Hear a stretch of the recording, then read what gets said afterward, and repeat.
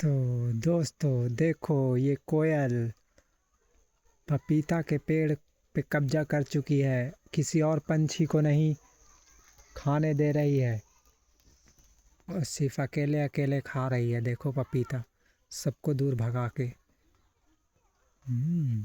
तो ये बात है।